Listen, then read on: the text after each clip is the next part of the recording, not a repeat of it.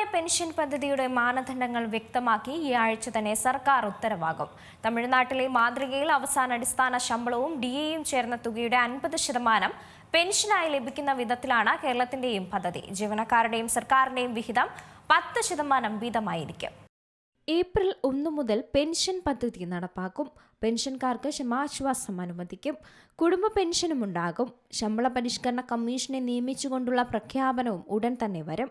ഈ മാസം അവസാനം തിരഞ്ഞെടുപ്പ് വിജ്ഞാപനം ഉണ്ടാകുമെന്ന കണക്കുകൂട്ടലിൽ അതിനു മുമ്പ് തന്നെ ഉത്തരവുകൾ ഇറക്കാനുള്ള ശ്രമത്തിലാണ് ധനവകുപ്പ് ഇപ്പോൾ. ഉറപ്പായ പെൻഷൻ പദ്ധതിയുടെ മാനദണ്ഡങ്ങൾ വ്യക്തമാക്കിക്കൊണ്ട് ഈ ആഴ്ച തന്നെ സർക്കാർ ഉത്തരവാകും.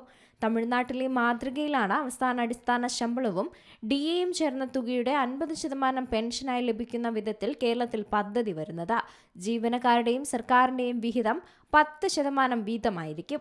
ഈ സർക്കാർ അധികാരത്തിൽ വന്ന ശേഷം ജീവനക്കാർക്ക് 7 തവണ ക്ഷാമബത്ത അനുവദിച്ചെങ്കിലും അവയുടെ ഒന്നും കുടിശ്ശിക നൽകിയിട്ടില്ല. ഇത് 40,000 കോടി രൂപ വരുമെന്നാണ് ധനവകുപ്പിന്റെ കണക്ക്. കുടിശ്ശിക നൽകുന്നതിനെ പറ്റിയുള്ള തീരുമാനം ഉടൻ അറിയിക്കുമെന്നാണ് ബജറ്റിൽ ധനമന്ത്രിയും വാഗ്ദാനം ചെയ്തത്. അതനുസരിച്ച് ഈ തുക PF-ൽ ലയിപ്പിക്കാനും ഉത്തരവ് ഉടൻ ഇറങ്ങും.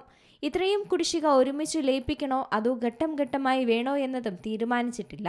ഒരുമിച്ച് ലയിപ്പിച്ചാൽ പബ്ലിക് അക്കൗണ്ടിൽ വലിയ വർധനയുണ്ടാകും. അത് കടമെടുപ്പിനെയും ബാധിക്കും. PF-ൽ നിന്ന് എന്നു മുതൽ പണം പിൻവലിക്കാനാകുമെന്നതും തീരുമാനിക്കേണ്ടതുണ്ട്. ജീവനക്കാരുടെ ശമ്പളം കഴിഞ്ഞ മാസത്തേതും പെൻഷൻ മുൻകൂറായുമാണ് ലഭിക്കുന്നത്.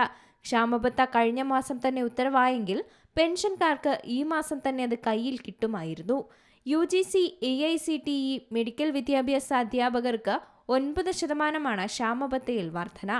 ഈ വിഭാഗങ്ങളിലെ പെൻഷൻകാരിൽ പെൻഷൻ പരിഷ്കരണം നടപ്പിലാക്കാത്ത വിഭാഗത്തിന് 9%, അല്ലാത്തവർക്ക് 4% ക്ഷാമബത്തയിലെ വർധനവുണ്ടാവുക. News desk Zee Malayalam news. ഏറ്റവും പുതിയ വാർത്തകളും വിശേഷങ്ങളും വിരൽത്തുമ്പിലറിയാൻ സി മലയാളം ന്യൂസ് എല്ലാ ഡിജിറ്റൽ പ്ലാറ്റ്ഫോമുകളിലും ലഭ്യം.